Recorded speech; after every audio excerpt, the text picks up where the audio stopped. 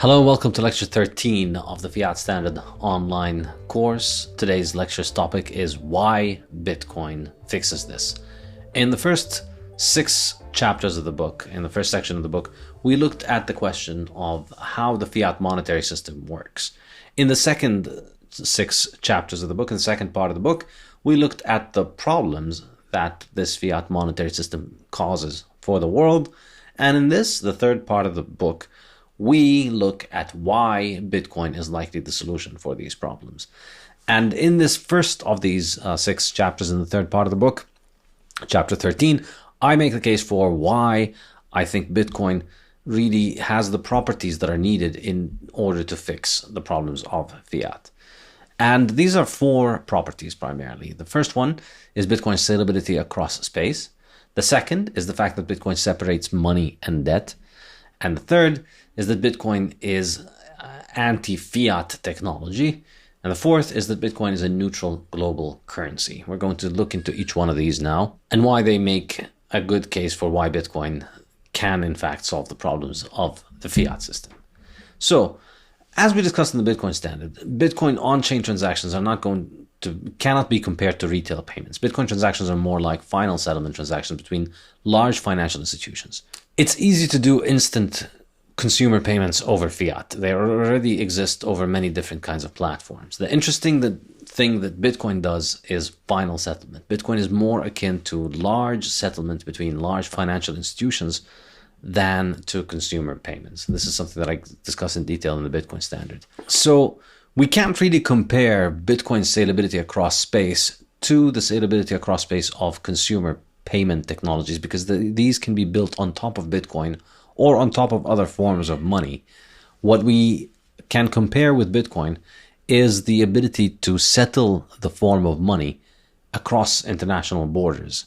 That's where I think the value proposition of Bitcoin is comparable to others. You can move Bitcoin from one place to the other internationally at a very low cost and a very fast speed compared to other alternatives, but it's not the transaction that is comparable to a consumer payment. It's a transaction that is comparable to a final settlement transaction. So therefore, it makes more sense to compare the movement of Bitcoin to the physical settlement of gold across international borders. And here, if we wanted to make that comparison, we'll see that the first and most important way in which that comparison differs between Bitcoin and in which Bitcoin differs from gold is the fact that gold's movement is dependent on the distance, and the cost of moving gold is dependent on the distance, whereas with Bitcoin, the cost of moving it is completely independent of the distance. Moving Bitcoin from one person to their next door neighbor is similar to moving it halfway across the world. There are no distances because the coins don't really move. The coins are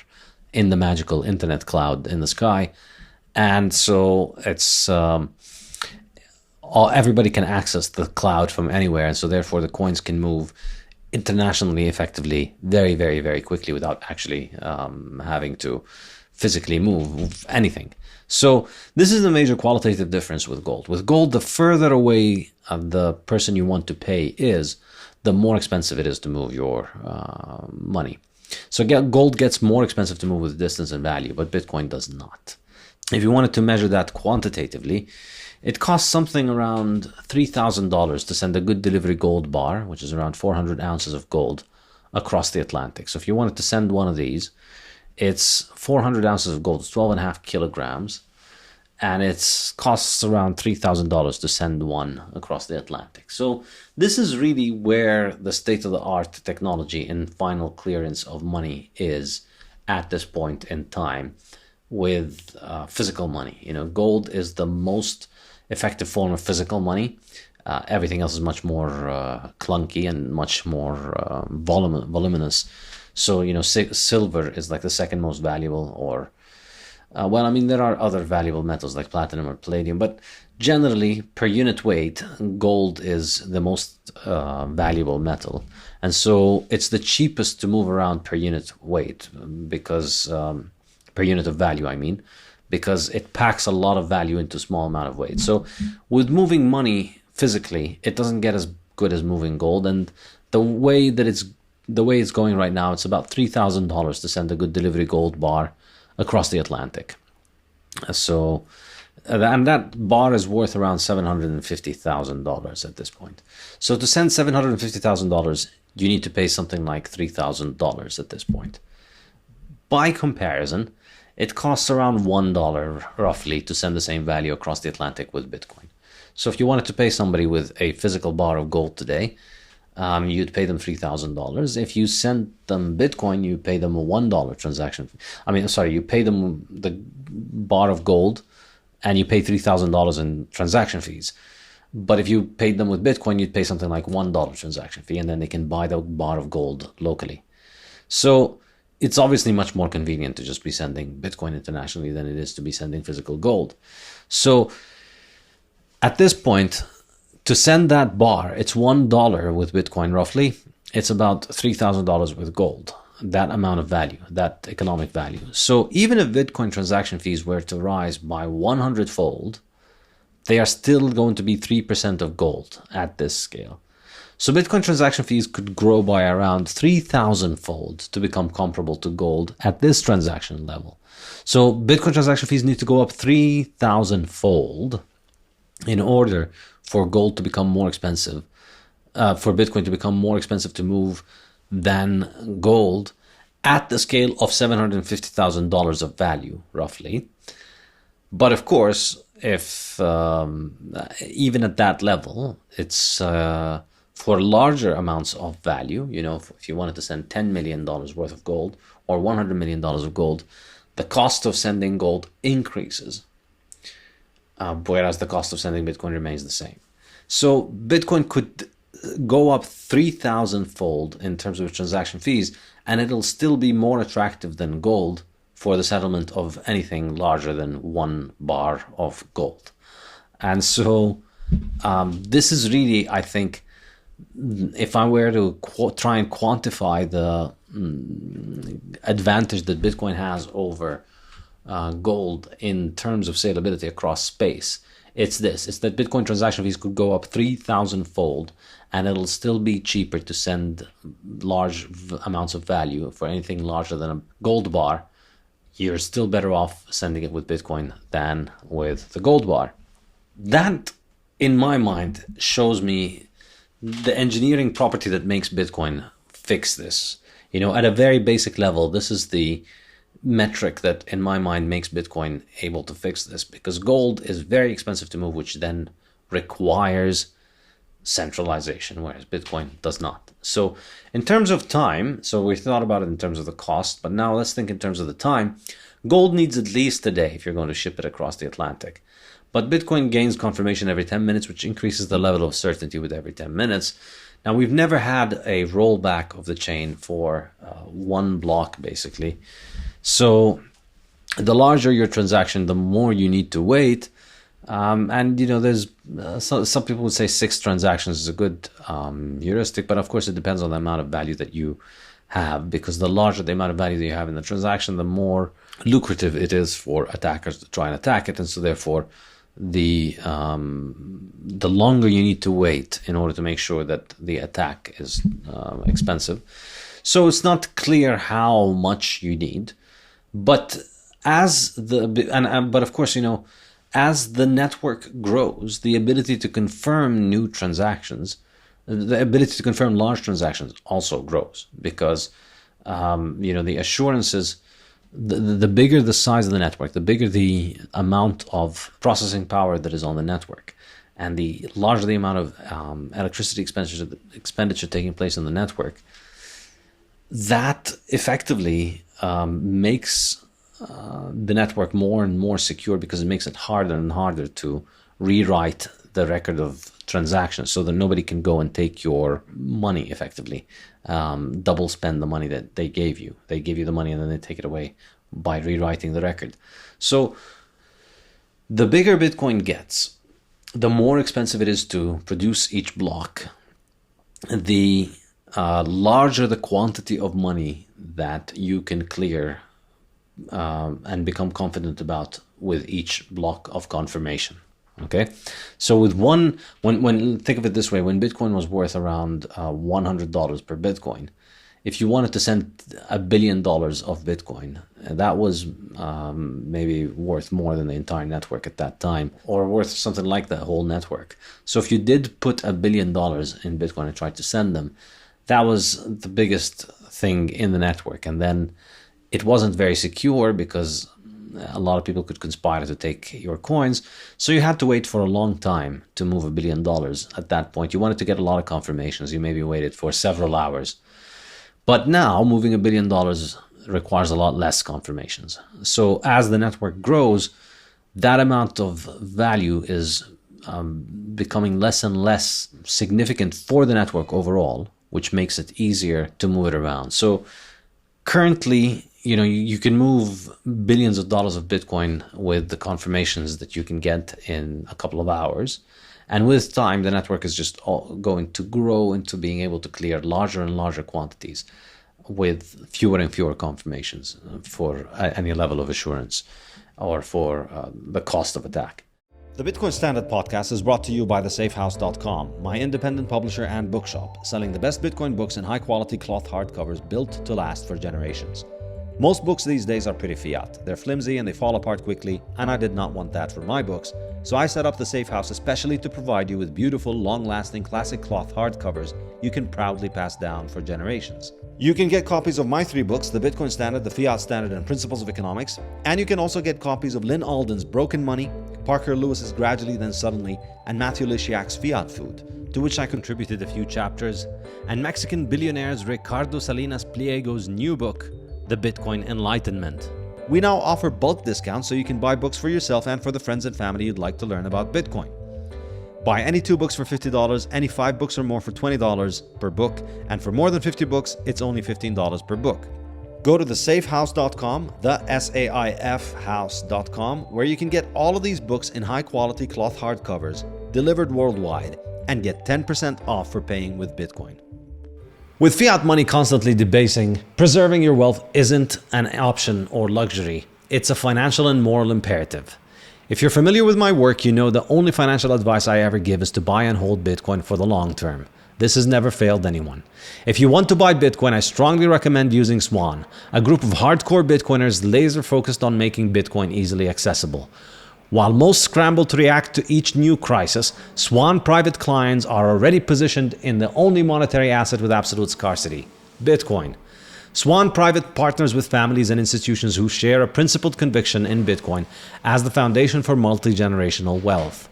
With concierge service, deep expertise, and uncompromising security, the Swan team helps clients exit the crumbling fiat system and secure their future in sound money. Today, Swan Private serves more than 5,000 high net worth clients who have purchased more than $4.5 billion of Bitcoin and put it into cold storage. If you're ready to move beyond the false promises of fiat, start your long-term Bitcoin strategy at swan.com/safe, SAIF. So that again compares very favorably to gold. But perhaps the most important improvement is the ability to verify. Running a Bitcoin node, a full Bitcoin node, costs around $100 to $700. It's a one-time setup cost if you wanted to get dedicated hardware. If you wanted to you could also run it on your computer, which means, an even smaller marginal cost. In terms of electricity and bandwidth and hardware depreciation, there's a very small, tiny cost in running it. A few dollars a year or a few $100 a year maximum. That's the cost of being able to verify every single Bitcoin payment on the network and being able to see everything that is happening in the network. This is how you know that your Bitcoin is real and that you're not being given nonsense Bitcoin. On the other hand, if you try to do the same thing with gold, it's enormously more expensive. Running a gold full node is really the best way to try and see the limitations of gold and why it can't stop fiat what Bitcoin can. So if you wanted to figure out how your gold works, or if you wanted to make sure that your gold is real, you can use spectrometers for small coins.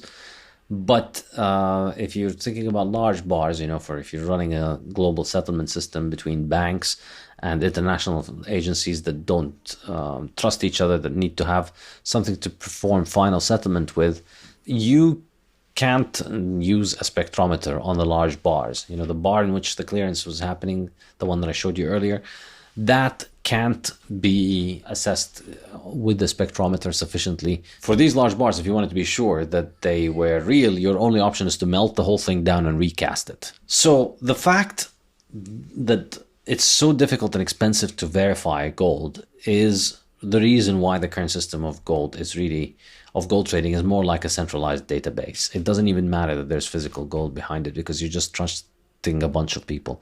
If you look at how actually gold trades in the world today, there's a thing called the London Bullion Market Association, which runs a closed network for trading serialized bars. And they have their own bars, and you can buy bars there. And then you can trade those bars with others and move them around and keep their custody with them.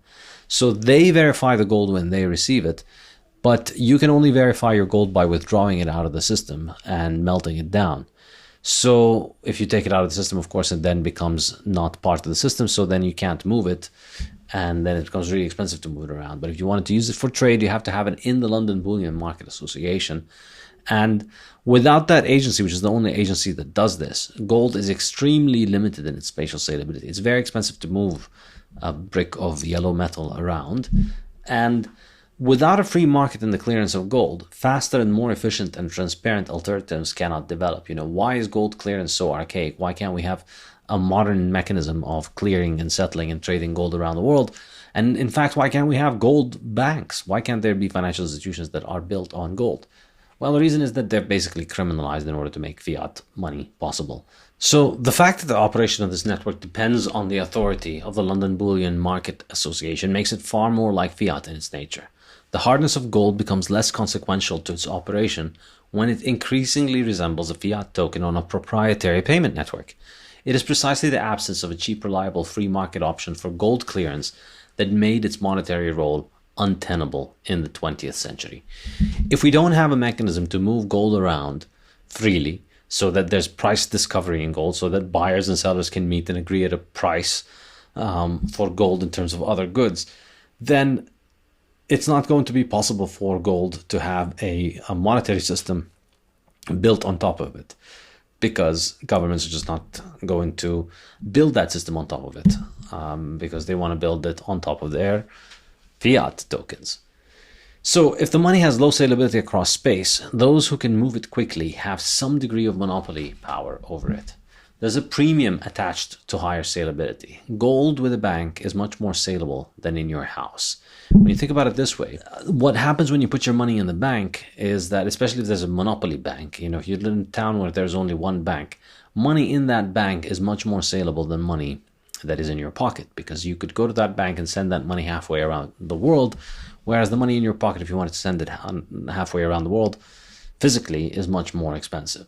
So this effectively makes the provider of the bank almost like a monopoly provider of a service, because they're the only ones that allow you to have money in that society, because they're the only ones that give your money wings. They're the only ones that make your money have salability. I think we can understand why fractional reserve banking develops on the gold standard, and why the fiat system functions when we understand this, that money with limited salability is given added salability when it is used by a credit-based system, when it's used by a banking payment network that can credit payments between parties internationally. That just makes the money much more valuable, which in turn allows the people in charge of those banks a large degree of monopoly power over the provision of money. So they can control the way in which you access money, basically, because they are able to move your money around. They're the only ones who can move your money internationally. So therefore you have to use them, and therefore that increases the value of the money inside their bank. And so therefore it allows them, you can think about that increased valuation of that money.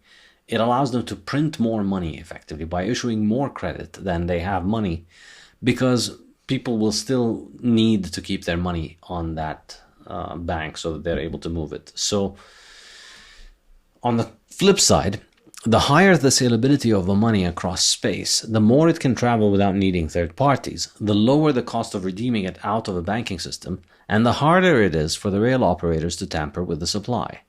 On the other hand, the more expensive the cost of redeeming and verifying the underlying token, the more leeway the rail operators have with compromising the hardness of the money under their command. If it's the only bank in town, then they can get away with inflating the money supply and issuing more liabilities, because everybody needs to keep gold with them and can't just keep withdrawing it all the time, because you need your gold with them so that you can make all of your payments with people outside of your town. I would say, while Bitcoin-based financial intermediaries are likely to be developed, the asset's superior scalability across space means we can have many thousands or maybe even millions of banks perform cross-border final settlement on-chain daily. The equivalent in a gold standard was a few dozen central banks. Under fiat, it is under 200 central banks in name, but in practice there's only one full node able to validate and reject transactions. The larger the number of entities able to perform final settlement and validate the rules of the network, the more decentralized the network, and the less likely it is to be corrupted to benefit one party at the expense of the rest. So that's my idea for why Bitcoin's high scalability makes it far more likely to resist corruption from banks and central banks, and more likely to serve the consumers, because it's something that allows the consumers the power to just withdraw the money from the banks and the central banks if they engage in any kind of inflationary nonsense. That's the first one. The second one is the separation of money and debt. This is, I think, a very important thing that Bitcoin does, in that it makes it very clear for everybody what is the distinction between a present good and a future good, or credit, between money and credit. So money is a present good that can be exchanged for other present goods in a final transaction, which leaves the seller not reliant on the purchaser performing any future obligations. You hand somebody money and then it's done. They don't need anything from you ever again. Credit, on the other hand, is a promise to deliver money in the future. So if you give somebody a credit note, you are telling them that you are going to pay them something and at a certain point in the future. So you can use credit for purchasing a present good, and you can buy something by promising somebody that you will pay them something in the future. But in almost all cases, people require a premium for waiting on payment. In other words, I can sell you this thing for $100 today, or if you want to pay me next year, you can take it today and pay me next year, but you'll have to pay me $105. So money today is not equivalent to money in the future, because, as discussed earlier, time preference is positive. People prefer things today to things in the future. And so therefore, if you offer somebody a sum of money versus a sum of money in the future, or versus a credit claim on a sum of money in the future, they need the premium on the future payment in order to give up the present payment for it. So that's the difference really between money and debt, or between money and credit. So that, in terms of salability, to go back to the concept of salability, I think this is really the important distinction here, in that money is much more saleable than credit, because money doesn't have the risk of default, whereas credit does. So with credit, you have a promise from somebody that they're going to pay you something at a certain future point in time. Whereas with money, you simply have the money and it's done. You don't need anything else. So money is certainty. You've taken it, it's in your pocket, it's there, and you can spend it at any time you want. Whereas credit is risk. Credit is risk, and it's uncertainty. So this is the difference between gold and fiat. This is the difference between credit and money. And the distinction here is that credit is not as saleable as money, because, as I was saying earlier, it's not as acceptable. You can give money to anybody and they don't need to trust you or know you or care who you are or assess the likelihood that you will pay them back into the future in order for them to accept it from you, because it's just money. It speaks for itself. It's done. Whereas with credit, you need to basically assess the risk of default on the person who's paying you with credit. And you might accept it at no premium. You might not put a premium on credit if it's somebody that you care for, somebody who's your family or your friend. You might be willing to give them effectively a loan for free and not charge them a premium for it, because you trust them or because you like them. But you can't then take that promise. So let's say you lend your friend $100, and then he gives you a promise that he's going to give you $100 next year, you can't then go take that and give it to a stranger and tell him to give you an actual physical good in exchange for this little piece of paper that says that my friend is going to pay you $100 in a year from now, because the friend might not pay you back, and the other person doesn't trust you or him, and he has no reason to trust you or him. So that's the difference really between money and credit. So while credit and money both look superficially the same in that the two of them can perform the function of money as a medium of exchange, that you can accept them as payment, they are very distinct from one another. And the distinction is that credit has much lower salability because it has a lot more uncertainty, and because it is dependent on the performance of people, so it requires some kind of familiarity with the person who's engaged in the credit transaction. So when we apply that lens of thinking about credit and money to understanding fiat and gold, we see where the advantage of fiat perhaps appeared over gold, in that because gold had limited spatial salability, the financial institutions that were using gold could effectively monetize the debt issued by could effectively monetize their debt. They could make their debt into money because their money was faster than gold, but their debt is not money. It's faster than gold, but it is not as acceptable as gold because it contains risk, and it contains counterparty risk, and it contains the risk of default. So a party that has monopoly control of the payment system will inevitably end up using this control to further its interests. It does so by issuing more liabilities than the gold that it holds, and so basically the credit becomes the money. So if you expect these fallible humans to act based on what their monopoly position allows them to do, you will understand the control of the payment rails itself as a monetary asset, along with the gold. The conflation of money and credit has become so entrenched that most modern fiat academics insist that the two things are the same, ignoring the very real differences between the two. Bitcoin is the live lesson that will eradicate this confusion one block at a time. Every block mined establishes consensus on the present ownership of all coins on the network, and establishes who is able to spend how many satoshis in the next block. All satoshis are present goods, ready for final settlement with the next block. This is really, I think, the unique thing about Bitcoin, that every 10 minutes everybody knows who owns exactly what. If you do not have the private keys corresponding to an address, you have a promise from someone else to deliver your Bitcoin at a future block height. That promise cannot be used on the Bitcoin network, and so it has lower salability than the present ownership of Bitcoin, and will inevitably be discounted to it. You can't pass off Bitcoin IOUs on the Bitcoin network. You can't use a promise by somebody to pay you Bitcoin to pay somebody else on the Bitcoin network. It's very clear the distinction between real Bitcoin and fiat Bitcoin, between Bitcoin debt and Bitcoin as an asset. This podcast is also brought to you by the Bitcoin Way, your professional Bitcoin IT team offering you personalized, secure, and comprehensive solutions for every step along your Bitcoin journey. The Bitcoin Way offer live concierge service to guide you with your Bitcoin cold storage, running your node, privacy best practices, inheritance planning, corporate strategy, and multi-sig solutions. They don't touch your coins, they guide you through the process of acquiring your coins and securing them. If you'd like to make your setup safer and more reliable, book a consult with them and see what they have to suggest. If you want to give someone the gift of Bitcoin, get them this professional service that will ensure they start off knowing exactly how to manage their coins and not lose them. Go to thebitcoinway.com and start Bitcoining more confidently. So Bitcoin's superior scalability across space also means it is relatively cheap for Bitcoiners to liquidate Bitcoin deposits to discover if they are actually held on demand or if they are being rehypothecated. The distinction between future Satoshis and present Satoshis is very clear and made clearer every 10 minutes a block clears, making it harder to issue unbacked liabilities. This is really the issue, that every 10 minutes there's a reckoning. Every 10 minutes there's a margin call on everybody. Every 10 minutes we run the numbers on every single Satoshi and figure out who exactly has how many Satoshis. It enables a clear distinction between present and future goods and between money and credit.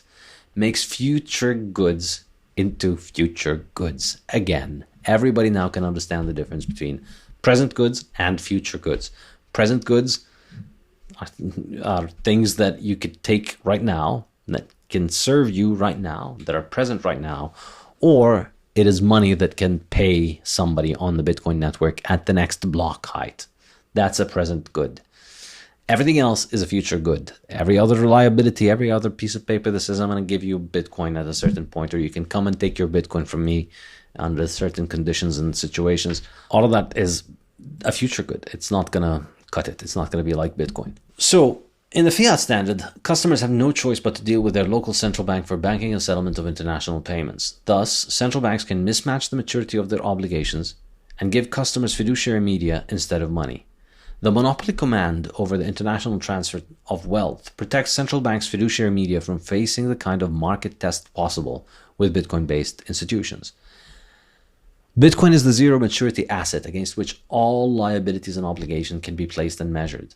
With banks no longer able to pass off their maturity mismatched debt as money, the control of the banking system is no longer a license to print money. Banking returns to being a normal business offering services to customers, rather than a monopoly money printing operation. Control of banking will no longer offer governments carte blanche to erase all their debts and foist them on their citizens through inflation. This is, I think, the amazing thing that Bitcoin's one block every 10 minutes technology does to us. Thirdly, Bitcoin is anti-fiat technology. Why? Quite simply, Bitcoin demonetizes government credit. It stops government fiat from being money. Bitcoin effectively defangs government fiat. It reinstates reason to a world wrecked with the insanity of reality by fiat. Without the government monetizing its credit, most horrors described in the second section of this book would be impossible. And the fourth reason why I think Bitcoin fixes this is that Bitcoin is a neutral global currency. So if we think back to the discussion in chapter 11, economic growth does not happen according to some secret complicated formula. It's a remarkably straightforward process that happens when people accumulate capital, trade, and adopt productive innovations. If you do those things, that's what economic growth is. You accumulate capital, you trade, you specialize, you get the division of labor, you start becoming more productive, and you start developing more innovative ways of doing things. So government policies and monopoly control of the currency and banking system have basically destroyed people's ability to do this. We've witnessed a century of people not being able to have economic growth because of fiat monopoly central banking. Let's see how. Well, first of all, you have inflation, which is destroying the value of the currency. Secondly, you have these international financial institutions that shackle the population with debt, and that lasts for generations. It requires endless taxes to repay. So inflation, taxes, public debt prevent people from accumulating capital. And then whatever capital is left is placed entirely in the hands of government and central planners and international financial institutions that get to control society because they can create capital out of thin air. So the World Bank's central planning effectively disrupts the division of labor in a society, because you have central planners in charge of economic planning. And it's not just the World Bank. It's the World Bank or any kind of fiat central bank and fiat financed government. It allows them to control everything in the economy. Disrupts international trade also, because as people start trading, that's where the inflation starts to show up. The cash balance starts getting depleted from foreign currencies. And so the countries have to start placing high restrictions on trade to stop people from trading. And that destroys people's ability to trade internationally and engage in the division of labor. So we destroy people's ability to accumulate capital, you destroy their ability to engage in the division of labor, and you destroy their ability to import technology from abroad. All of that because of the use of this extremely primitive and destructive monetary system.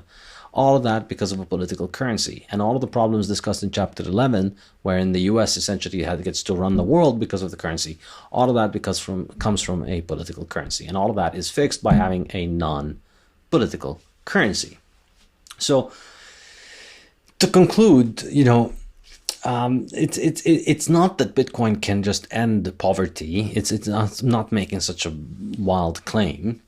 Poverty cannot be ended in absolute terms any more than ill health can be ended. This is because it is a consequence of individual actions, voluntary and otherwise, that cannot be ended. Humans who choose to spend more than they regularly earn will eventually be left destitute, just like those who consume junk food will be left unhealthy. Bitcoin cannot end poverty, and it cannot save those who cannot save themselves.